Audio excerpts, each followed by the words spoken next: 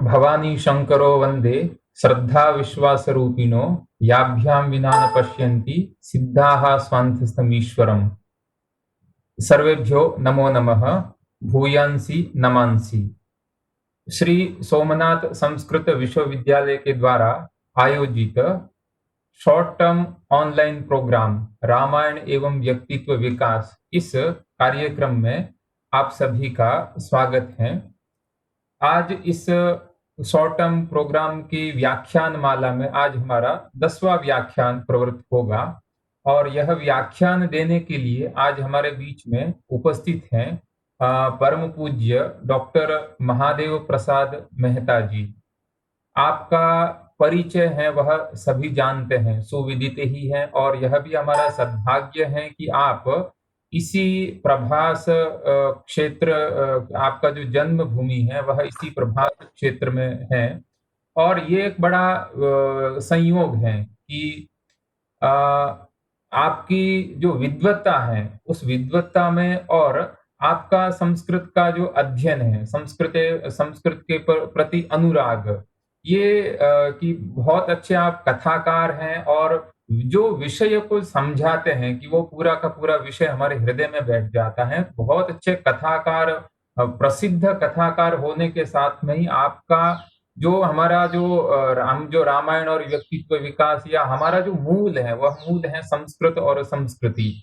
तो उस संस्कृत का भी आपने पारंपरिक रीति से अध्ययन किया है और शास्त्री, आचार्य, विद्यावारिधि यानी पीएचडी इत्यादि भी आपने अध्ययन किया है। ये एक बड़ा एक जो कांचन संयोग जिसकी जैसे हम कहते हैं उस तरह का संयोग है और हम सभी का भी यह सद्भाग्य है कि आज इस शॉर्ट टर्म प्रोग्राम में व्याख्यान देने के लिए हमारे बीच में परम पूज्य डॉक्टर महादेव प्रसाद मेहता जी हमारे बीच में विराजमान है। आप आज रामायण में नारी धर्म इस विषय पर अपना अद्भुत व्याख्यान हम सभी के बीच में प्रस्तुत करेंगे।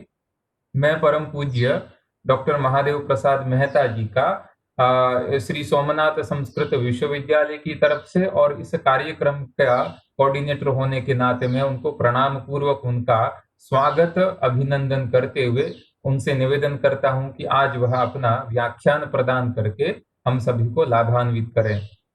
परम पूज्य डॉक्टर महादेव प्रसाद मेहता जी।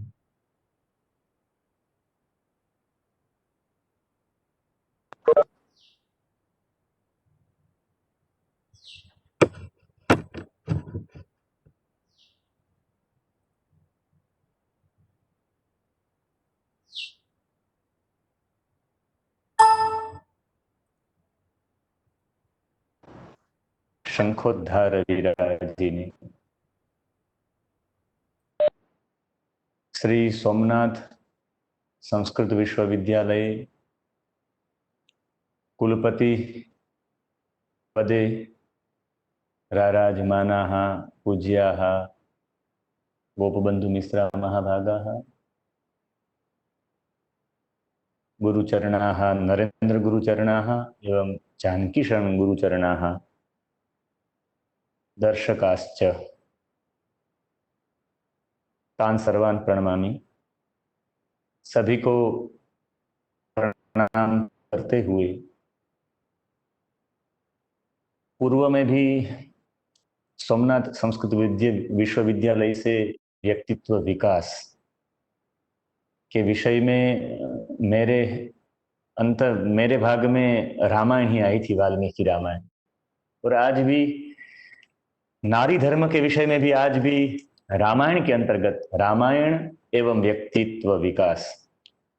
तो आज नारी धर्म ऐसे जो जानकी शरण जी है हमारे संयोजक संचालक, तो जानकी का ही आश्रय माने वही उनके नाम से ही नारी धर्म प्रतीत होता है।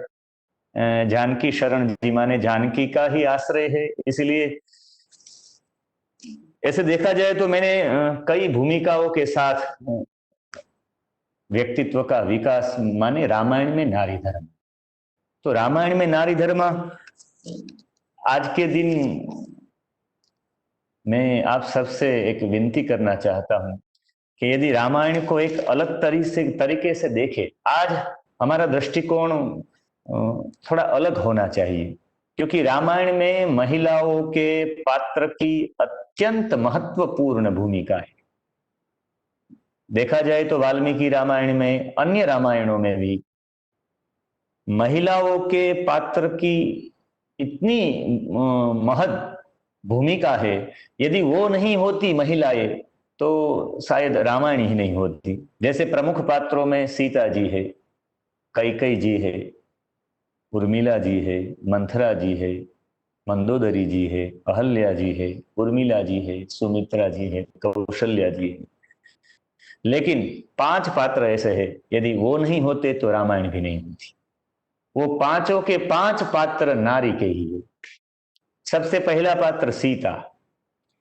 सीता माने विषम परिस्थितियों में भी अपने पातिव्रत्य व्रत को, माने अपने पतिव्रता, एक नारी ने अपना पतिव्रत नहीं छोड़ा। इतनी विषम स्थिति आ चुकी थी रावण के समय में। सीता जी न होती तो समझ लेना चाहिए कि रावण का अंत भी नहीं होता। रावण के अंत का मुख्य कारण सीता जी है। दूसरा ही एक ऐसा पात्र ले लीजिए, वो है कैकेयी। कैकेयी माने अयोध्या के राम को वन विचरण तक ले जाने वाला पात्र माने कैकेयी। हमें एक विचार करना चाहिए सूक्ष्म। यदि कैकेयी नहीं होती तो राम तिरस्कृत लोगों के बीच में जा नहीं पाते। अवध से लेकर लंका तक राम नहीं पहुंच सकते थे, और ऐसे जंगल में ही राम रहते थे। माने तिरस्कृत लोगों को राम ने गले लगाया, उनके बीच में पुनः उनकी जो प्रतिष्ठा थी, पुनः प्रतिष्ठा स्थापित करने का सबसे बड़ा कार्य राम ने किया है। जैसे हम जिसे बंदर समझते हैं, ऐसी जाति चंचल मन वाले को भी रावण के सामने युद्ध में खड़ा कर दिया। कितना बड़ा कार्य किया होगा। ये एक वाक्य में यदि मुझे कहा जाए कैकेयी माने क्या, तो मैं एक ही वाक्य में कहूंगा कि अवधेश राम को अखिलेश राम बनाने वाली वो है कैकेयी। वो अवध के ही राम थे, अवधेश थे। अवधेश से अखिलेश हुए तो वो कैकेयी के, कैकेयी नहीं होती तो नहीं होते। वो कैकेयी में भी सबसे बड़ी बात तो एक है मंथरा। नारी पात्र की जब चर्चा हो रही, आज का मेरा मुख्य पात्र है नारियों में भी, नारी धर्म में मुख्य मेरा आज का पात्र है मंदोदरी। माने 4 स्तंभ होते हैं, जैसे चतुष्पाद धर्म कहा गया है, चतुष्पाद हमारी संस्कृति कही गई है। तो मैं रामायण के नारी के चतुष्पाद के अंतर्गत मंदोदरी पे ही आज का विषय में प्रतिपादित करूंगा। लेकिन यहां राम का वन गमन का मुख्य कारण मंथरा है। मंथरा नहीं होती तो राम का वन गमन निश्चित नहीं होता। ये मंथरा की भूमिका भी देखी जाए, ऐसे तो हमें कभी कभी हास्य में ऐसा लगेगा कि मंथरा ने ऐसा क्यों किया, लेकिन सबसे अहम भूमिका यदि किसी की है तो वो मंथरा की है। देखा जाए तो कैकेयी नरेश माने अश्वपति। कैकेयी के पिताजी का नाम अश्वपति था, वो कैकेयी क्षेत्र के राजा थे। आनंद रामायण में एक कथा मिलती है कि ऐसी सुंदरी के साथ, सुंदरी की सेवा के लिए ऐसी कुरूप ये मंथरा क्यों भेजी गई? क्योंकि बड़े राजनीतिज्ञ थे अश्वपति। अश्वपति ने शादी से पहले, कैकेयी के विवाह से पहले एक शर्त रखी थी, मेरी बेटी का बेटा ही गद्दी का राजा बने, उत्तराधिकारी। अब कौशल्या और सुमित्रा से संतान नहीं हो रहे थे तो दशरथ जी ने भी कह दिया कि अवश्य आपकी बेटी का बेटा ही उत्तराधिकारी बनेगा। वचन दे दिया, और वचन देने के बाद राजनीतिज्ञ थे इसलिए साथ में भेजे किनको? एक श्लोक मिलता है, ज्ञाति दासी, ऐसा श्लोक अयोध्या कांड में मिलता है कि ज्ञाति दासी माने ये उनकी जाति की ही दासी थी, उनकी संबंधी थी, इसीलिए तो कैकेयी को फटकारती थी, कैकेयी को डांटती थी। ये साथ में भेजने का प्रथम प्रयोजन ये था कि जितने भी लोग विकलांग होते हैं, विकलांग लोग जो होते हैं वो विकलांग की तीक्ष्ण बुद्धि होती है। और ऐसी तीक्ष्ण बुद्धि होने के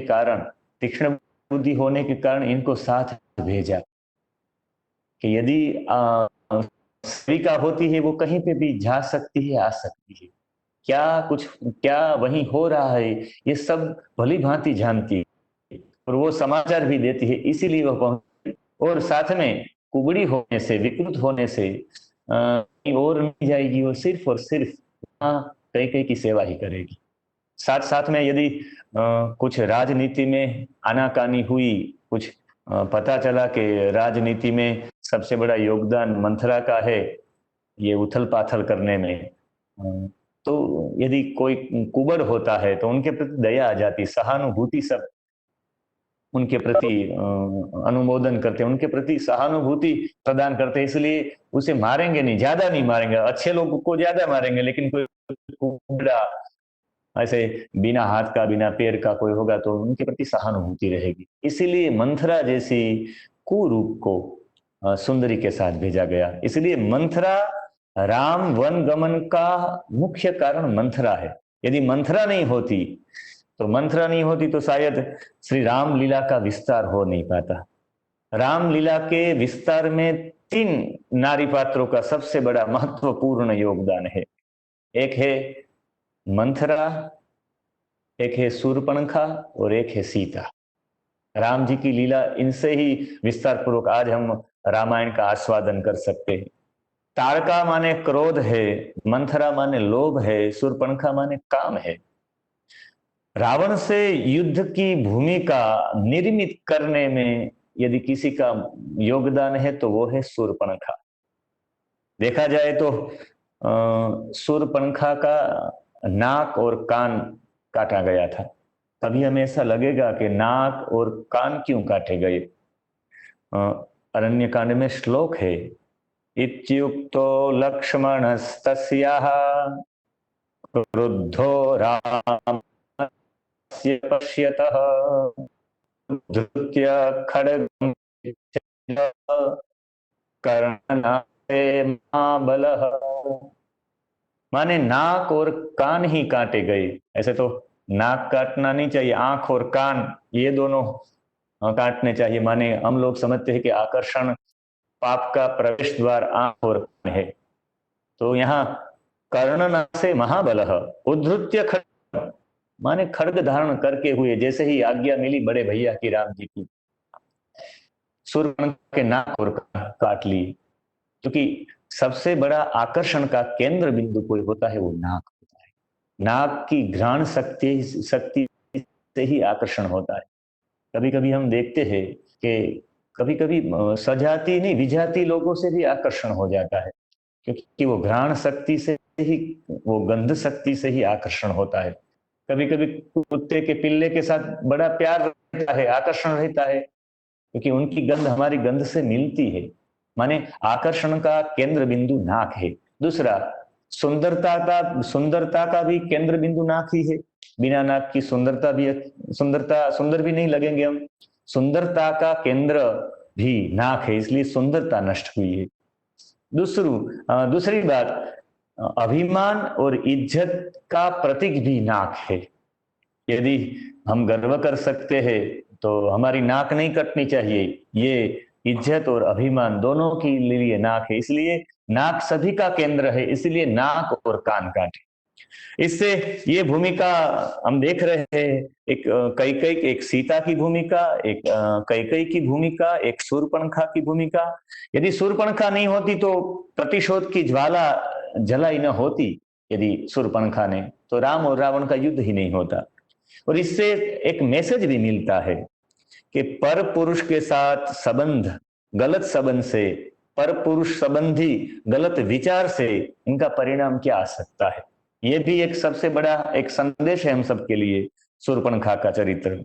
और आज मैं जिनका चरित्र के लिए आपके सामने प्रस्तापित करने वाला हूं वो है मंदोदरी का चरित्र। मंदोदरी का चरित्र माने नारी धर्म।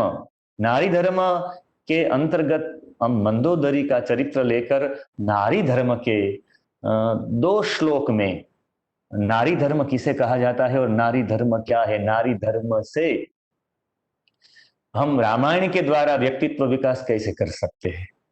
माने मंदोदरी को एक ही शब्द में, एक ही सूत्र में मंदोदरी के बारे में कहा जाए तो बस इतना ही कहेंगे, अधार्मिकता के सामने सादरता के साथ प्रति अनुरोध माने मंदोदरी बार बार अनुरोध कर रही है, अधार्मिकता के सामने सादरता के साथ। हमें ऐसा लगेगा कि ये सादरता के साथ क्यों, ये पूरा नारी धर्म है।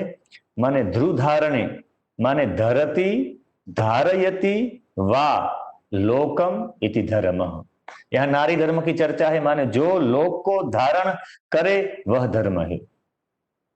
जिस नियम के कारण संपूर्ण सृष्टि चल रही है वही धर्म है।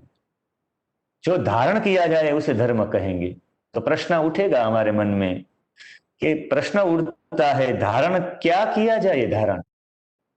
तो इनके लिए धर्म के 4 चरण बताए गए हैं, इसी को धारण करना है।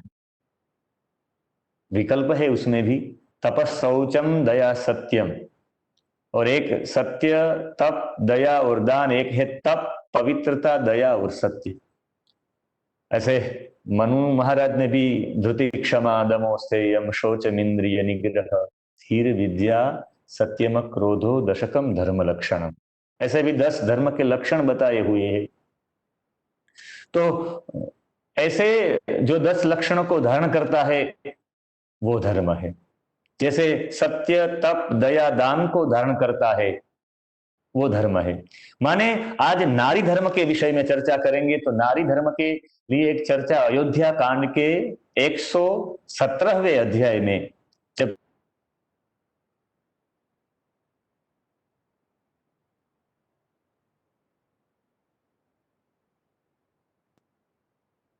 महात्मा भरत की सेना के पड़ाव से, भरत जी पूरी सेना लेकर पधारे थे चित्रकूट, हाथी घोड़े की लात से वहां की भूमि बहुत अपवित्र हो चुकी थी।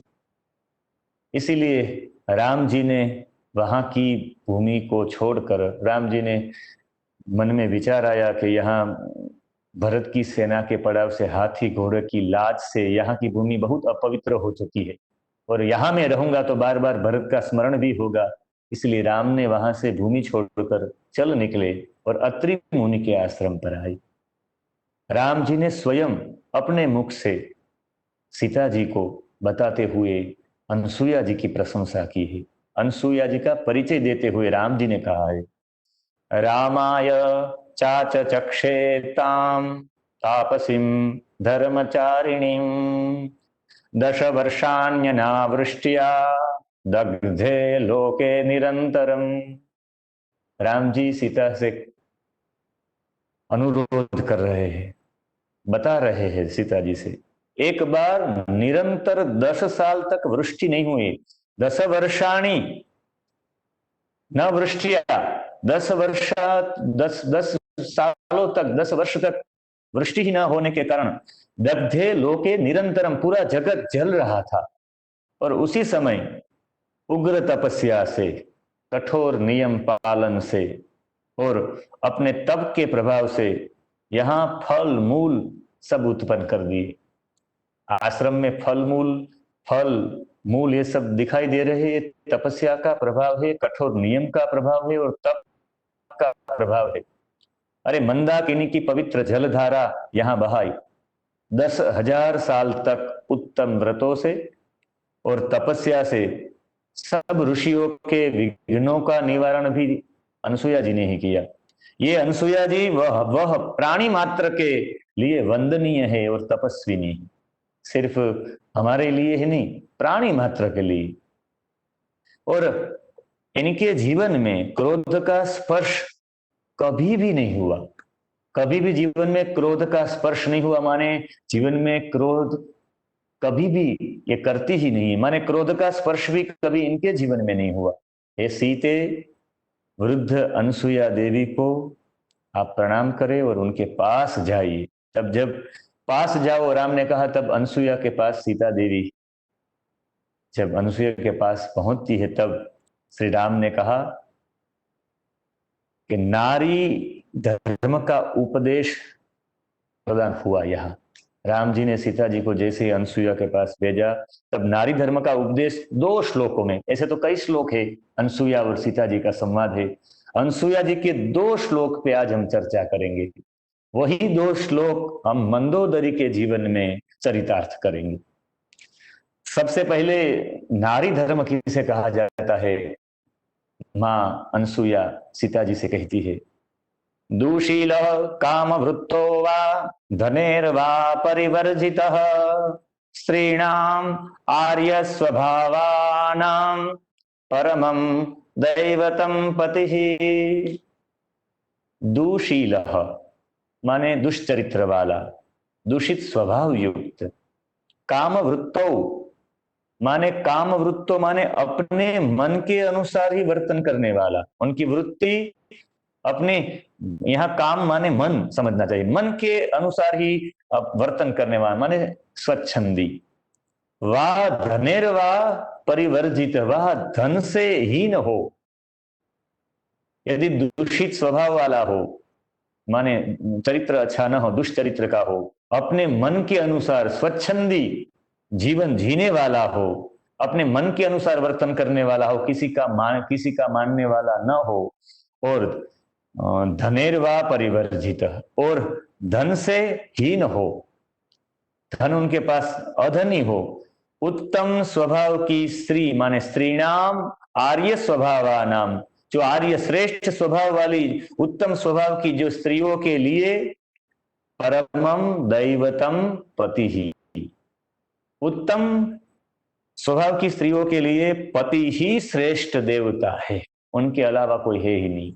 माने मंदोदरी के जीवन में देखा जाए ऐसे 2 श्लोक है, और दूसरा भी श्लोक है, प्राप्नुवन्त्य यशश्चैव धर्म भ्रंशम च मैथिली अकार्य वशमापन्नाः स्त्रियो या खलु तद्विधाः। यहाँ स्पष्ट उल्लेख हुआ, ये पहले हम मंदोदरी के साथ ये पहले वाला श्लोक संपूर्ण मिलता है मंदोदरी के साथ। दुशील माने दुष्चरित्र जिनका भी हो। मंदोदरी का चरित्र ऐसे पतिव्रता नारी में हम आज भी इनका स्मरण कर सकते हैं। मंदोदरी का अर्थ ही मंदम उदरम यस्याः इति मंदोदरी, जिनका मंदम इति अल्पम, उदरम माने पेट, जिनका पेट सूक्ष्म है, अल्प माने सूक्ष्म छोटा है, उसे मंदोदरी कहा जाता है। ये मंदोदरी मई नामक दानव की पुत्री है, और मई नामक दानव से हम सब परिचित है। अध्यात्म रामायण में, वाल्मीकि रामायण में, सभी में इनका उल्लेख है। वाल्मीकि रामायण में उत्तरकांड के 12वें अध्याय में इनका उल्लेख है उत्तरकांड में, और अध्यात्म रामायण में भी है। उत्तरकांड के 2 सर्ग के 40वें श्लोक में प्रतिपादित है कि ततो मया विश्वकर्मा राक्षसानां दिते सुतः सुतां मंदोदरीं नामना ददौ लोकैक सुंदरी। माने ततो मया विश्वकर्मा, मई नाम के जो दानव थे, वो मई दानव भी कश्यप के ही पुत्र थे, लेकिन उनकी माता का नाम दीते है सुतः, वो दीति के पुत्र थे। इसलिए जितने भी दीति के पुत्र है वो दैत्य भी कहे जाएंगे, धनु के पुत्र दानव कहे जाएंगे। उस दीति के कुख से जन्म लिया, इसलिए दैत्य भी कहा गया है। ये यही मई नाम के दानव है जो त्रिपुरासुर जैसे दैत्य के पास एक जो नभमंडल में 3 पुर बनवाए थे, ये मई नाम के दानव ने बनवाए थे। जहां वह आवश्यकता अनुसार जहां चाहता था वहां रहता था त्रिपुरासुर। जैसे देवताओं के वास्तुकार विश्वकर्मा है, वैसे ही उसी प्रकार ही दैत्यों के वास्तुकार मायावी ये मई है। और मई सिर्फ वास्तुकार ही नहीं, ये मायावी भी है। मई शिल्पी ही नहीं, इतना मायावी है कि युधिष्ठिर का भवन भी मई ने ही बनाया था।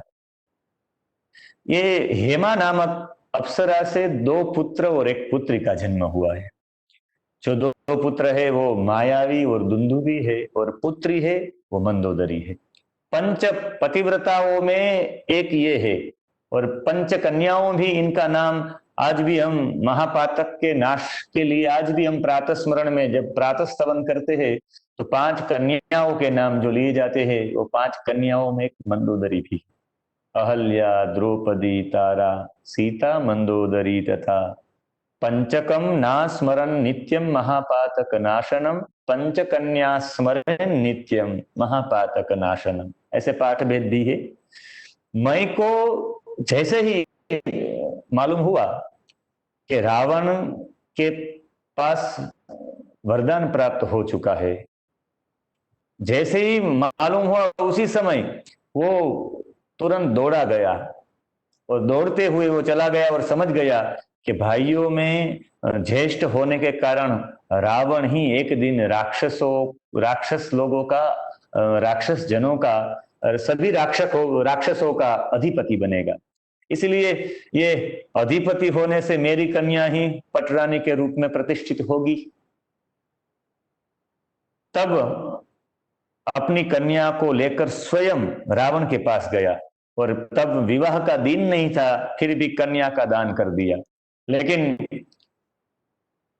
वाल्मीकि रामायण में इनका उल्लेख है कि वाल्मीकि रामायण के 12वें सर्ग में उल्लेख प्राप्त होता है कि विश्रवा को मालूम था कि विश्रवा के पास से रावण को क्रूर स्वभाव वाला एक शाप मिला था।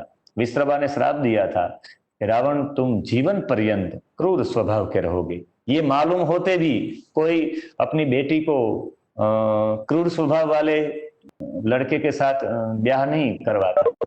माने शादी करनी है तो लड़का कैसा होना चाहिए। इसे कन्या वरयते रूपम माता वित्तम पिता श्रुतम बांधवा कुलम इच्छन्ति मिष्ठान्न इतरे जना है। इसमें कन्या वरयते रूप, माता वित्तम पिता श्रुतम, श्रुतम माने एक मतलब होता है ख्याति ही नहीं, वो क्रूर स्वभाव वाला होने के बाद भी मई ने सामने से जाकर, यहाँ तो एक बड़ी अच्छी वाल्मीकि रामायण में बात मिलती है कि शाप मिला था ये जानते हुए भी ब्रह्मा के कुल का जानकर अपनी बेटी मंदोदरी ही नहीं, साथ में एक शक्ति भी प्रदान की।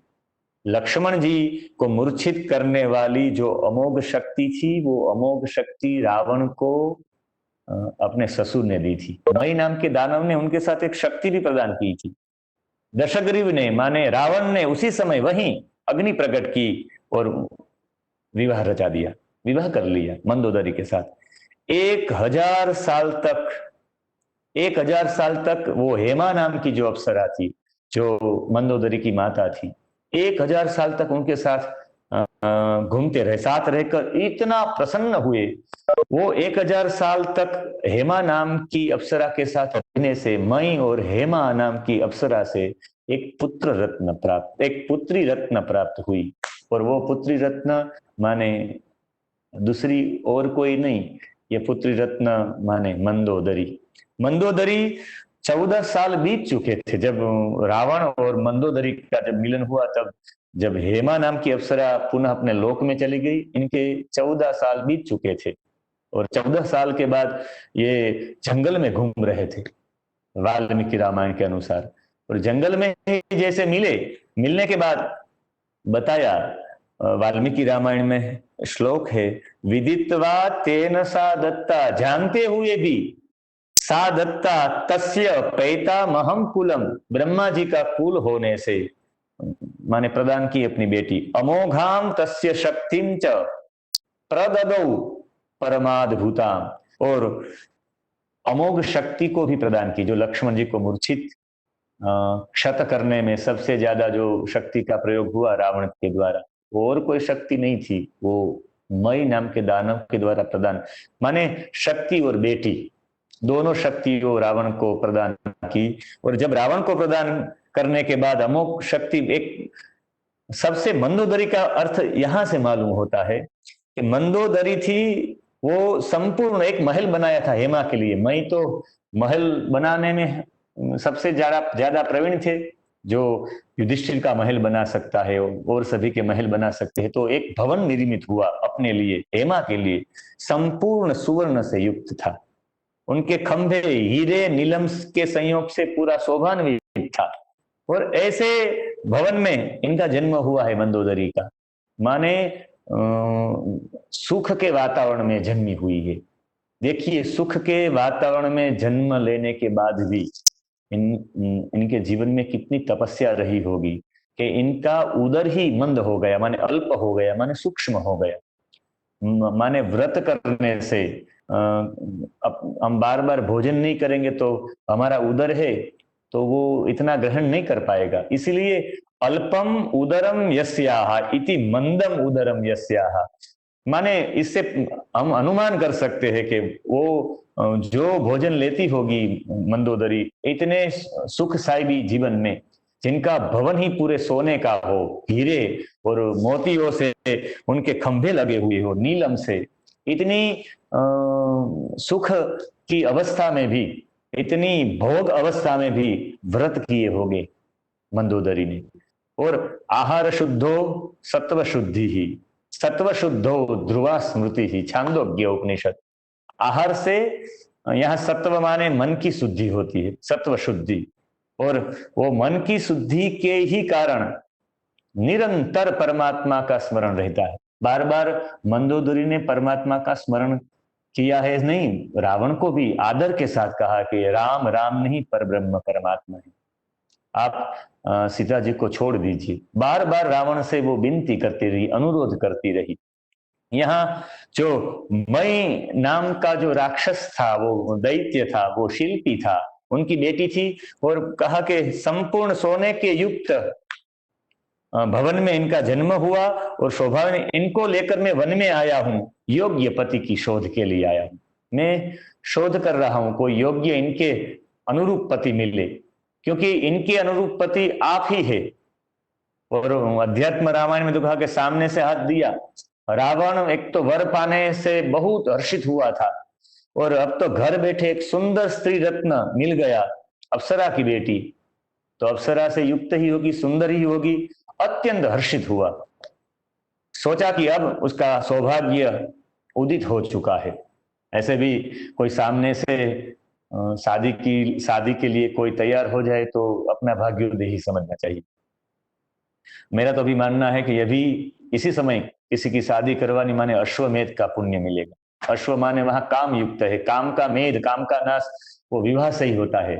वी माने विकार, वा माने वासना, और उनका हनन, विकार और वासना का हनन ही विवाह है।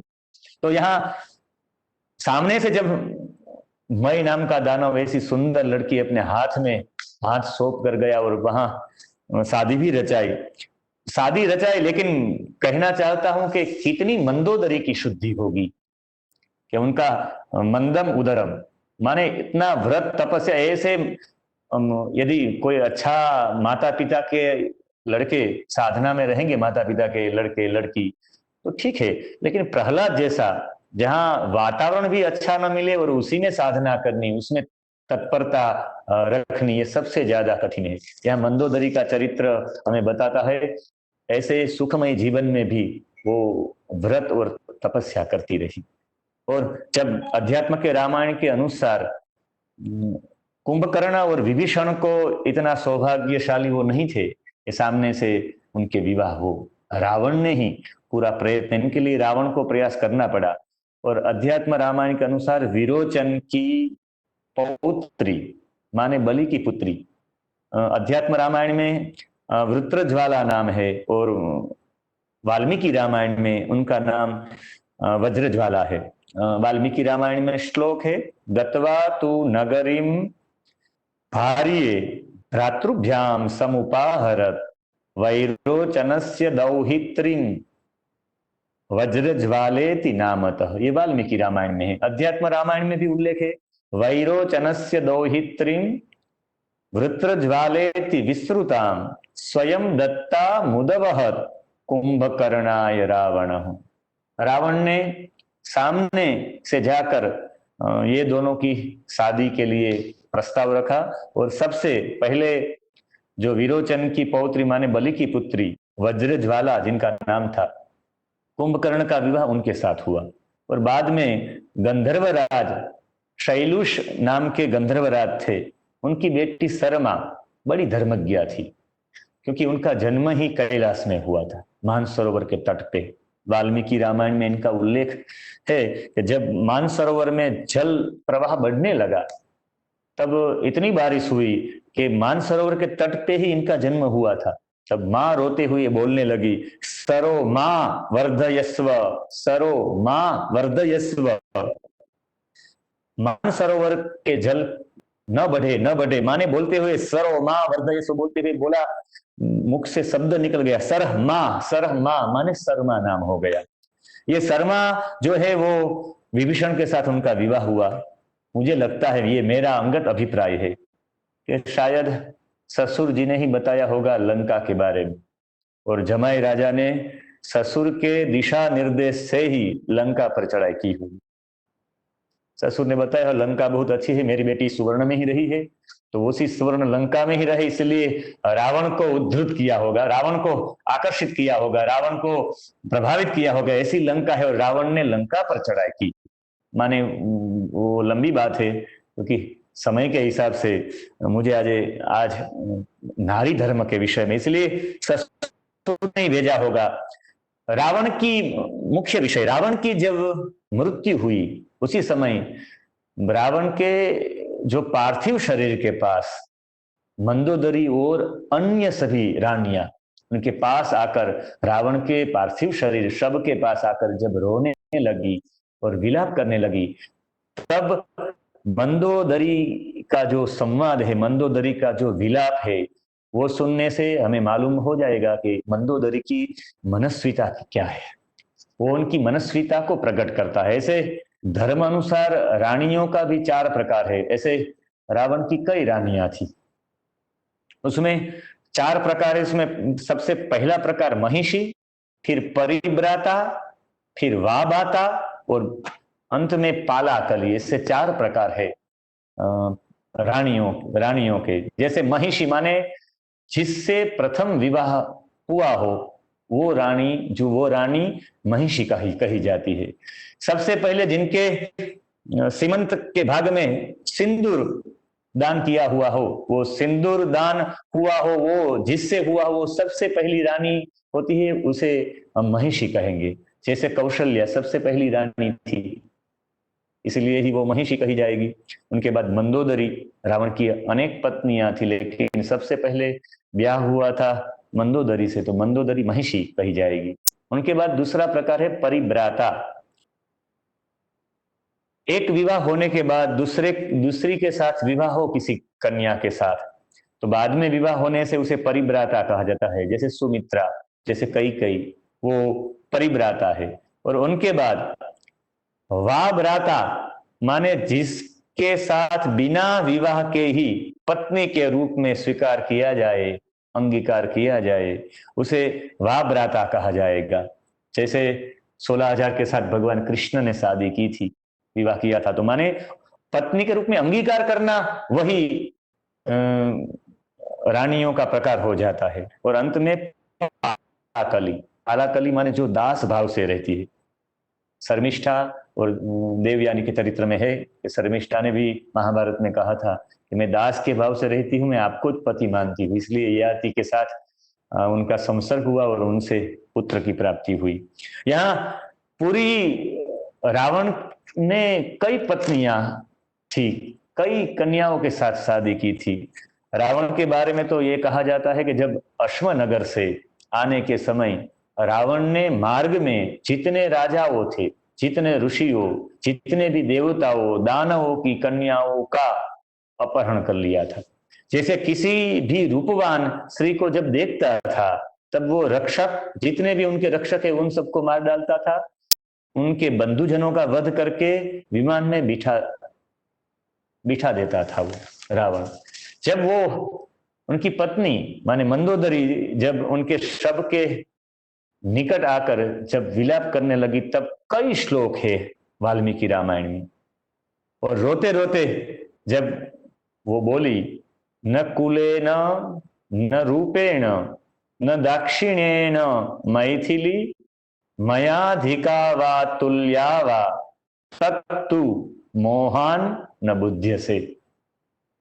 कहा न कुलेन न रूपेण, मैथिली, मैथिली माने सीता, मिथिला कुमारी, वो रावण के शब के ऊपर खड़ी होकर बोल रही है रोते रोते कि हे पतिदेव, ये मिथिला कुमारी न तो मेरे सामने कुल में, कुल के अनुसार, रूप के अनुसार, दाक्षिण्य माने सभ्यता और विवेक आदि गुणों में मेरे से अधिक नहीं है, अधिक तो मेरे समकक्ष भी नहीं है। न कुले न, इनका कुल भी मेरे कुल से अच्छा कुल नहीं है। मई माने दैत्यों का वास्तुकार, और कुल के हिसाब से मैं अप्सरा की पुत्री हूं। कुल के अनुसार, रूप के अनुसार भी, रूप के अनुसार भी इतनी अप्सरा की पुत्री थी, रूपवान भी इतनी थी। और रावण कब खुश हुआ होगा, और रावण ने उसी समय उनका स्वीकार कर लिया, माने इतनी रूपवान थी। और दाक्षिण्य माने सभ्यता और विवेक में भी, आदि गुणों में मेरे से अधिक नहीं है और मेरे समकक्ष भी नहीं है। मया अधिका वा तुल्या वा, मेरे तुल्य भी नहीं है। तत्तु मोहात न बुद्ध्य से, परंतु मोहवश ये बात पर आपने कभी ध्यान ही नहीं दिया। आप मोहित हो चुके थे।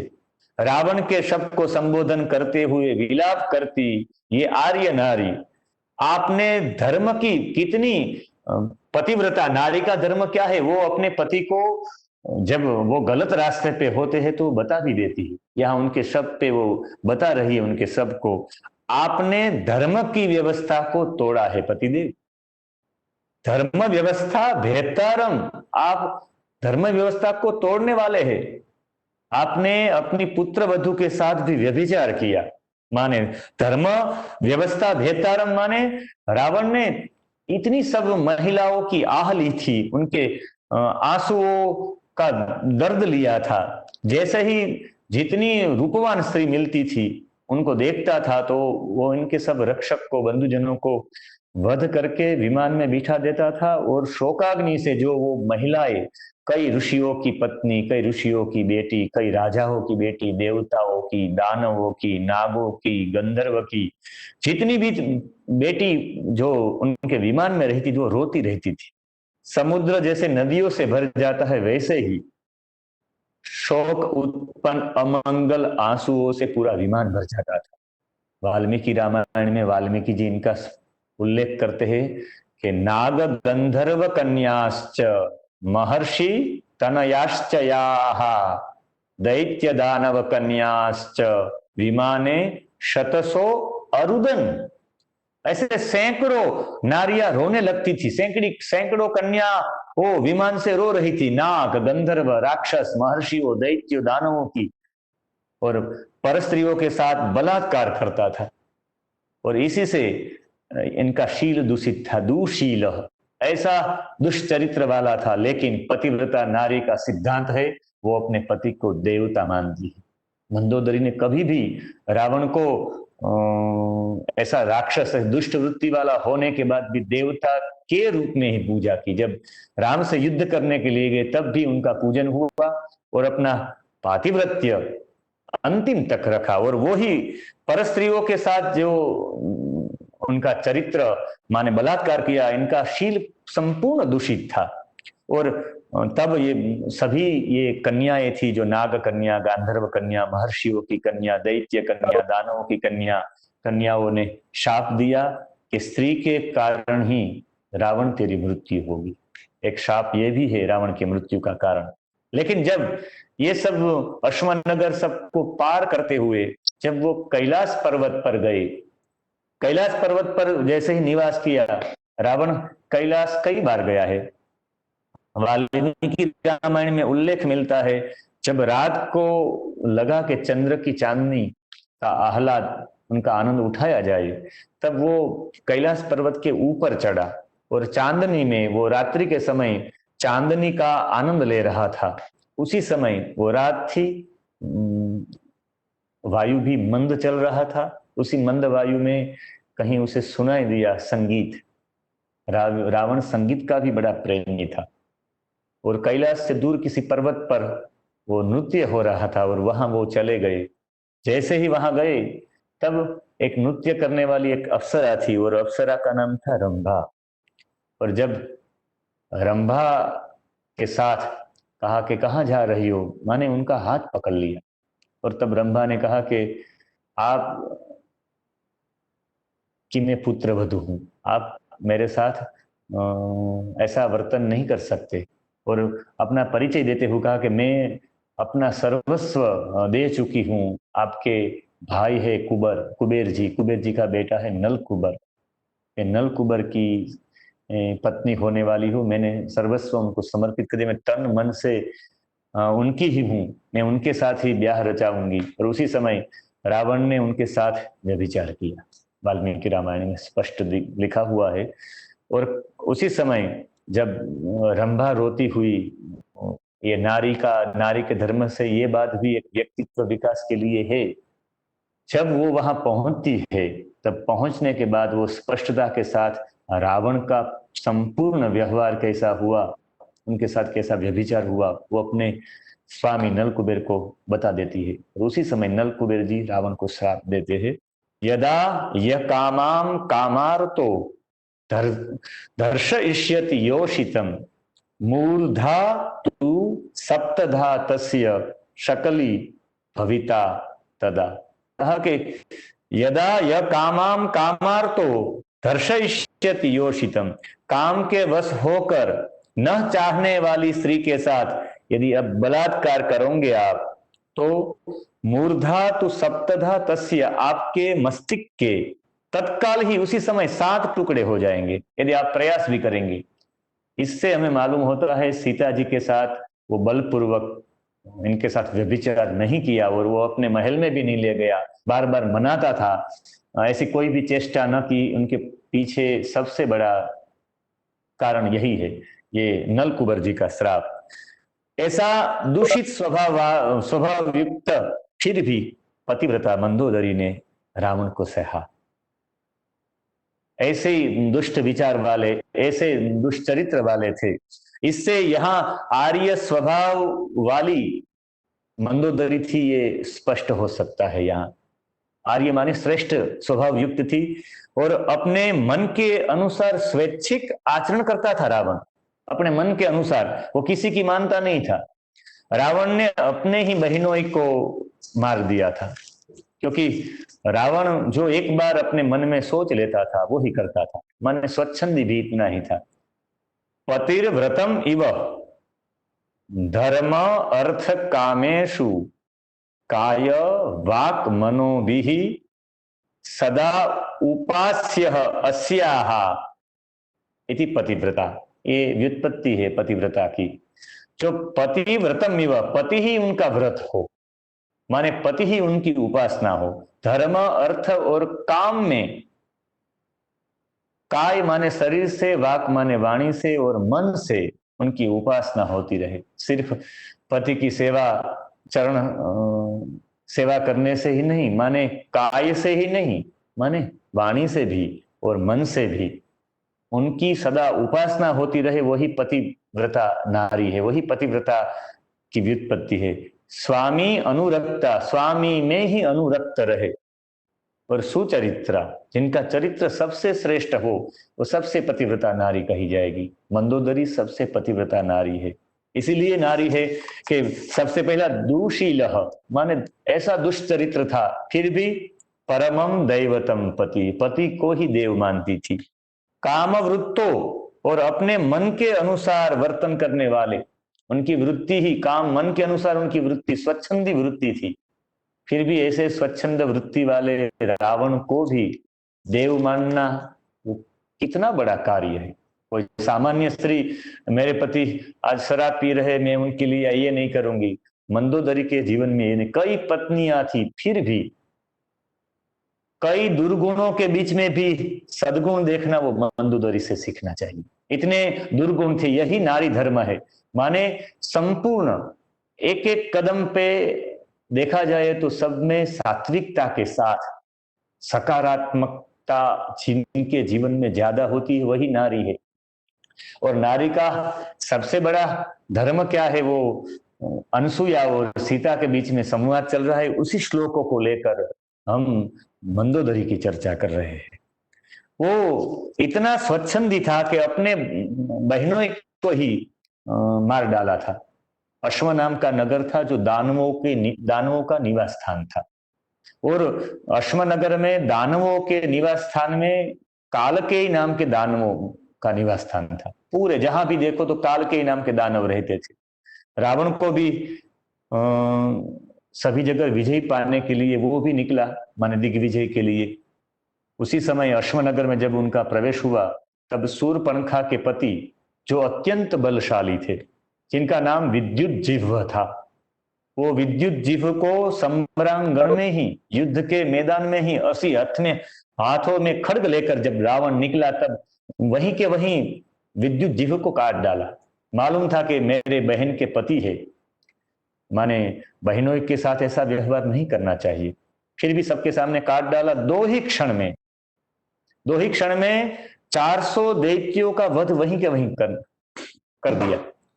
माने 400 दैत्यों का वध कर डाला। बाद में फिर वो वरुणालय में प्रवेश किए, वरुण के साथ भी उनका युद्ध हुआ।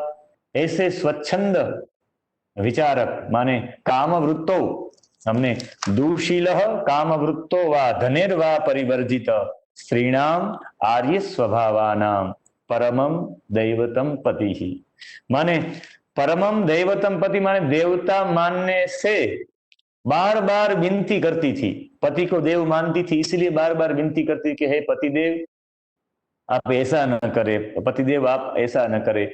वाल्मीकि रामायण में 3 बार मंदोदरी का उल्लेख मिलता है। रघुवीर जी से वो विलाप करते समय सबसे बोल रही है, रावण के सबके सामने, पार्थिव शरीर के सामने बोल रही है, मैं बार बार आपसे विनती करती थी हे प्रभु कि रघुवीर जी से वैर और विरोध न करे, वो साक्षात पर ब्रह्म है, और सीता को आप लाए हैं। सीता के बारे में भी मंदोदरी बोली है रावण से, मैंने आपको कई बार कहा कि सीता तो अरुंधति और रोहिणी से भी अधिक पतिव्रता है। इनका पातिव्रत्य इतना है कि वो अरुंधति और रोहिणी, माने रोहिणी की भी पतिव्रता, रोहिणी भी पतिव्रता थी। हमें कथा मिलती है शिव पुराण में कि रोहिणी के प्रति चंद्र का ज्यादा अनुराग था, इसलिए चंद्र को श्राप मिला था। लेकिन सब कन्याओं, 27 कन्याएं थी, उसमें सभी में ज्यादा पति के प्रति और पातिव्रत्य जिनके अंदर था वो रोहिणी थी। इसलिए रोहिणी और अरुंधति दोनों से अधिक पतिव्रता है सीता, और अपने स्वामी के प्रति सीता का अनन्य अनुराग है। आप पतिदेव कितना भी प्रयास करें, वो आपकी पत्नी होने के लिए वो कभी प्रसन्न होगी ही नहीं, वो हाँ कहेगी ही नहीं, क्योंकि उनका अनन्य राग अपने स्वामी के प्रति है, और अपने स्वामी के सिवा किसी के सामने वो देखती भी नहीं। तो कृपया आप उसे छोड़ दीजिए, माने कृपया शब्द का प्रयोग किया हुआ है कि आप कृपया छोड़ दीजिए। उनकी तपस्या आपको जलाकर भस्म कर देगी, मंदोदरी ने कहा है, उनकी तपस्या आपको जलाकर भस्म कर देगी। बार बार विनती करती थी, इसलिए कि परम दैवतम पति ही, वो अपने पति को देवता के समान परमात्मा ही मानती थी। और सबसे ज्यादा पति को देवता मानना सबसे बड़ा कठिन है। हम उनके साथ रहेंगे, हम उनके साथ भोजन करेंगे, जिनके साथ रहना है तो उनके साथ हमें उनके छिद्र दिखाई देंगे, उनकी क्षति दिखाई देगी, उसमें दोष दिखाई देगा, और जब दोष का रोपण होगा, दोष दिखाई देगा, तो उनमें हम देवत्व नहीं देख सकते। मंदोदरी इतने दुर्गुणों से भरा हुआ रावण, इतना स्वच्छंदी रावण, इतना दुष्चरित्र रावण, फिर भी उसमें भी देवत्व देखना ये कितना कठिन होगा। और ऐसा कठिन व्रतों का पालन जो करेगा, उसे ही, उनका ही स्मरण यदि प्रातः काल लिया जाए तो महापातक नाशक, वो नाश करने वाला होगा। इसलिए मंदोदरी का नाम पतिव्रता नारियों में, पंच कन्याओं में भी इनका नाम है। इसलिए क्योंकि पति को देव मानती थी, इसलिए स्पष्टता भी करती थी, माने कहती थी कि ऐसा नहीं करना, लेकिन वो सादरता के साथ, अधार्मिकता के सामने सादरता के साथ बार बार अनुरोध करती थी, स्पष्टता भी करती थी। रावण के अंतिम विलाप में मंदोदरी बोली है, कितनी स्पष्टता देखिए कि हे पतिदेव, जब विलाप करती तब पतिदेव को हाथ जोड़कर यह भी विनती करती थी मृत शरीर को कि शुभकृच्छुभमाप्नोति पापकृत पापम अश्नुते विभीषण सुख प्राप्त त्वं प्राप्तः पापम ईदृशम। ये मंदोदरी के शब्द है। शुभ कर्म करने वाले उत्तम फल की प्राप्ति करते हैं। शुभकृत शुभम आपनोति, जो शुभ कर्म करने वाले उसे शुभ ही प्राप्त होगा, उत्तम फल ही प्राप्त होगा। और पापकृत पापम अश्नुते, और पापी को पाप फल भोगना ही पड़ता है। मैं आपसे और कहीं नहीं, और कुछ नहीं कहती। विभीषण को शुभ कर्मों के कारण सुख प्राप्त हुआ है, और पतिदेव आपके कुकर्मों के कारण आपको दुख प्राप्त हुआ है। इनसे बोध लिया जाएगा मंदोदरी के चरित्र से कि नारी का यही धर्म है कि नारी अपने पति को देव माने, और देव मानने के साथ साथ ऐसा नहीं कि पति जैसा करे उसे करने दे, स्पष्टता भी करनी चाहिए, उसे कहना भी चाहिए, लेकिन कैसे कहे मंदोदरी बार बार विनती करती थी। माने अधार्मिकता के सामने सादरता के साथ बार बार अनुरोध, वो ही मंदोदरी है। मंदोदरी के ये चरित्र से, और अंतिम में समय हो चुका है, इसलिए मैं एक श्लोक के साथ, अंतिम श्लोक के साथ मैं ये मंदोदरी के चरित्र को और वाल्मीकि रामायण में नारी के धर्म के विषय को मैं आज के विराम की ओर ले जा रहा हूं। यहाँ अंतिम श्लोक में यदि पति चरित्रहीन हो, अरुंधति और माँ सीता के बीच में जो संवाद चल रहा है, उनके 2 श्लोकों पे, माने 2 श्लोक पे हम चर्चा करेंगे। हमने पहले कहा था तो 1 श्लोक पे ही ये चर्चा पूरी हुई, माने 1 घंटे तक। तो दूसरा श्लोक भी अंतिम चरण में थोड़ा सा उनका विवरण हो। अरुंधति कहती है कि अपने पति को ही देवता माने, माँ सीता से। वो दूषित स्वभाव युक्त हो, अपने मन के अनुसार वर्तन करने वाला हो, धनहीन हो, लेकिन उत्तम स्वभाव की स्त्रियों के लिए पति ही श्रेष्ठ देवता है। क्यों देवता है? इसलिए दूसरे श्लोक में कहा कि प्राप्नुवन्त्य यशश्चैव धर्म भ्रंशा च मैथिली अकार्य वशमापन्ना श्रियो या खलु तद्विधाः। कहा प्राप्नुवन्ति, जो अपने पति के शासन, पति के ऊपर शासन करती है। माने कई कई स्त्रियों को होता है कि घर में मेरा ही चले, गृह में मेरा ही चले। जो पति के ऊपर शासन करती है, माने पति के अनुरूप नहीं रहती, उनका उनके लिए ये कहा हुआ श्लोक है। जो स्त्री अपने पति पर शासन करती है, पति के अनुसार नहीं जीती, अपने पति पर शासन करती है, वो काम के अधीन होती है। उनके अंदर काम उत्पन्न होता है, वो काम के अधीन होकर चित्त में असाध्वी गुण उत्पन्न होते हैं। और ऐसी असाध्वी स्त्रियों अपने पति का अनुसरण नहीं करती। अपने पति का अनुसरण न करने से अपने गुण और दोष ज्ञान नहीं।